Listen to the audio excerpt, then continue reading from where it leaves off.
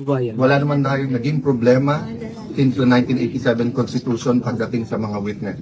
So simple lang, sa lahat ng ating kababayan, let them testify. Sir, hindi daw pa mapasukin yung resource person, sir. Bakit nga hindi? Kayo ang nasa media. Martial law ba tayo ngayon?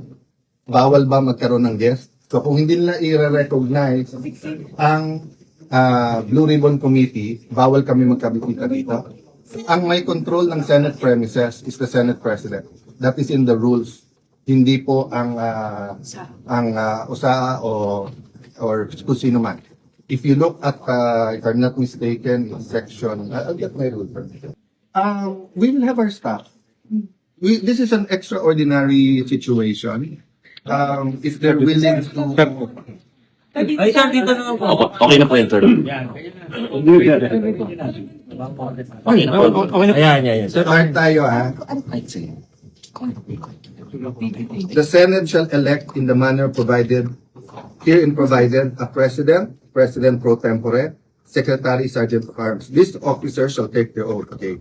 The officers shall be elected by the majority vote of all its members. Okay?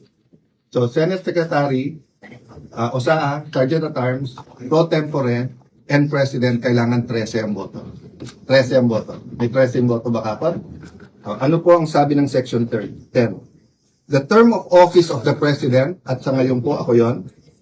The President pro tempore, na sa ngayon, si Senator Loren Legarda yon.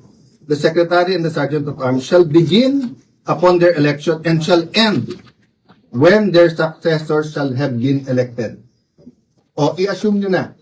Hindi ko sinasabing tama, ha? Mali yung ginawa nila kapon. I-assume nyo na 100%. Tama yun. I-assume nyo. Did they elect my successor? Okay, yung sumagot. Did they elect a Senate President? So, ano sabi Section 10? And when their successor shall be elected, they did not elect my successor. So, I am still Senate President. So, tignan nyo ang powers ng Senate President. Kasama doon yung pag-manage ng premises ng Senado. So, kung sino man ang hindi susunod sa amin dito na papasukin, is going against the rules of the Senate and the Constitution of the Philippines. Ganun lang kasimple. Sir, sabi na yung 18. Nasaan na po yung 18? Pumapasok mo sa baba pero pinitigilan. Aha. So, anong gagawin po ninyo?